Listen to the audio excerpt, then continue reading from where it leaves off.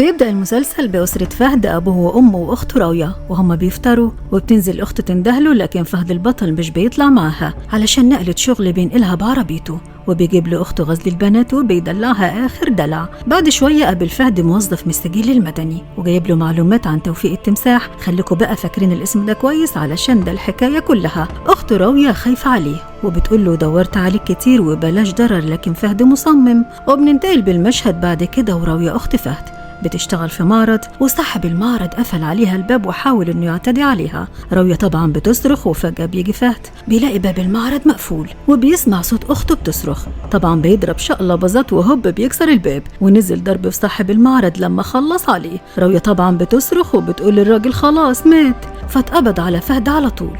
واخته واهله بيكلموا وهم في المحكمه، وفهد في القفص. وفجاه بيدخل ال3 شنبات دول المحكمه، واحد منهم اسمه الشام ويبقى اخو صاحب المعرض اللي اتقتل. بيكلم فهد وهو في القفص وبيهدده انه هياخد حقه من فهد قصاد قتله لاخوه صاحب المعرض. هنا بقى بيظهر القاضي وبيحكم على فهد البطل بالسجن 3 سنين مع الشغل، واهله طبعا بينهاروا. هنا بقى بيرجع فهد وهو صغير فلاش باك، وبننتقل بالمشهد لحماد ولد العمده، وده شبيه فهد البطل وهو في المحجر بتاعه وسط عماله. وبيتجمع على السفرة حماد مع أبوه العمدة وأخوه غلاب ومراته عجيبة، والعمدة بيمدح في وفاء مرات حماد، وعجيبة سلفتها بتبقى متغاظة منها علشان هي ما بتخلفش، شغل سلايف يعني. هنا بقى العمدة الكبير بيوصي حماد إنه هياخد العمودية بدل من أخوه غلاب، وحماد بيعترض وبيقول لأبوه العمدة إزاي وأخويا غلاب هو أكبر مني. أبوه قال له لا، الكبير بأفعاله يا ولدي. ومن هنا صارت مشاحنات من غلاب لأخوه حماد، لأن حماد عنده أولاد وكمان أخد العمودية.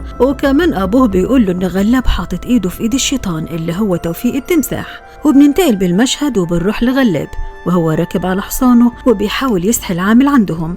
هنا بيجي حماد وبيمنعه، وبتحصل بينهم مشادة، وحماد قال لأخوه غلاب إن أبوه العمدة اداله العمودية. طبعا غلاب جري وهو متغاظ بحصانه ومش شايف قدامه، ودخل على أبوه العمدة وبيعاتبه ازاي العمودية ياخدها أخوه الصغير وهو أحق بيها عشان هو الكبير. طبعا أبوه العمدة قال له أخوك حماد بيمسك التراب بيبقى دهب، لكن انت تحالفت مع الشيطان اللي هو توفيق التمساح.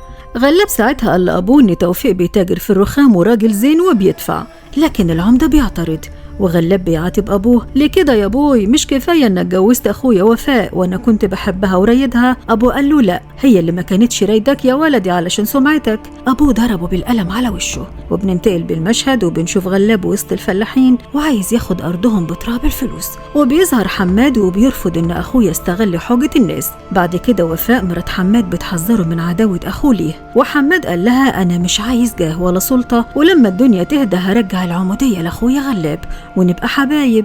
هنا بقى بيظهر توفيق التمساح مع غلاب وهم بيحملوا المحصول على العربيات، وفجأة بيدخل عليهم حماد برجالته وهاتك بقى يا ضرب النار. وهنا حماد بيطلب من توفيق التمساح ان رجالته ينزلوا سلاحهم، وهنا بقى عرفوا ان اللي في الشولة ده مش قمح، ده مواد ممنوعة بيتاجر فيها غلاب مع توفيق التمساح. وابوه العمدة الكبير بيقول له ازاي وانت جدودك من الاشراف تزرع ممنوعات؟ من النهارده ما تحضرش مجلس عرفي. والعمدة الكبير قال لتوفيق التمساح من النهارده دمك مهدور واي حد يشوفك هيقتلك، وحكم على غلاب يقعد في البيت سنة كاملة ما يخرجش بره البيت. وبننتقل بالمشهد وتوفيق التمساح مع غلاب وهو بيحرضه على اخوه حماد وبيقول له اخلص من حماد. فرد عليه غلاب وقال له ايه ده انت اتجننت؟ قال له كل حاجة هتبقى تحت ايدك لو خلصنا من حماد، لو انت ما عملتهاش هعملها انا. وكأن رجالة هجموا عليكم وهيخلصوا عليه. وبينتقل المشهد بغلاب ومراته عجيبة وهي كمان بتحرضه يخلص على اخوه حماد. وبننتقل بالمشهد وبنشوف فهد البطل وهو في السجن وبيرجع فلاش باك وبيفتكر اللي حصل وهو صغير. وبنشوف حماد قاعد مع مراته واولاده، وحماد بينصح ابنه شوية نصايح وبيوصيه على امه واخواته لانه مسافر الاقصر يومين. وبيقول لابنه من سار بين الناس جابرا للخواطر ادركه الله في جوف المخاطر. ابنه لسه بيقول له انا يا ابوي شفت عمي واقف مع توفيق التمساح وهوب ضرب النار نزل عليهم زي المطر، وهجموا عليهم رجالة توفيق التمساح ونفذوا مخططهم علشان يخلصوا على حماد.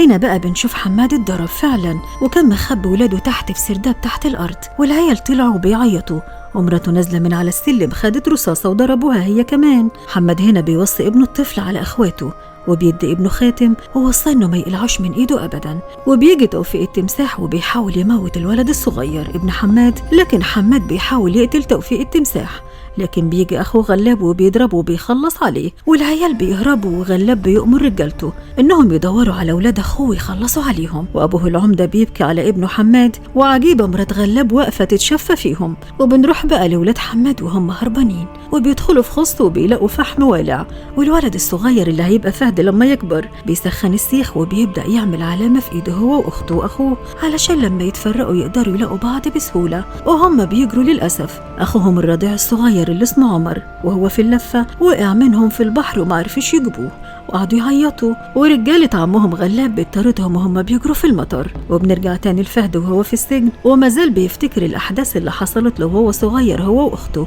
وهربوا في عربية خرفان. وبينتهي للمشهد وبنشوف إن وفاء مرات حماد اتصابت بس في رجلها وما ماتتش، وبيجي راجل من رجالة غلاب وجايب لغلاب الولد الصغير الطفل، ولقوه في البحر وما ماتش، وأخدوا منه غلاب. وهنا بنشوف غلاب نازل بالكفن على إيده وداخل يغسل أخوه حماد بعد ما مات، وبيصب عليه المية وهو شمتان فيه. هنا بقى بنشوف عجيبة مرات غلاب وهي بتخنق العمدة الكبير حماها لحد ما خلصت عليه، وبيظهر غلاب مع وفاء وابنها وبيطلب منها انه يتجوزها، وقال لها انزلي مصر والولد هسميه على اسمي وهتجوزك، وهددها انه هيخلص على ابنها لو ما وافقتش.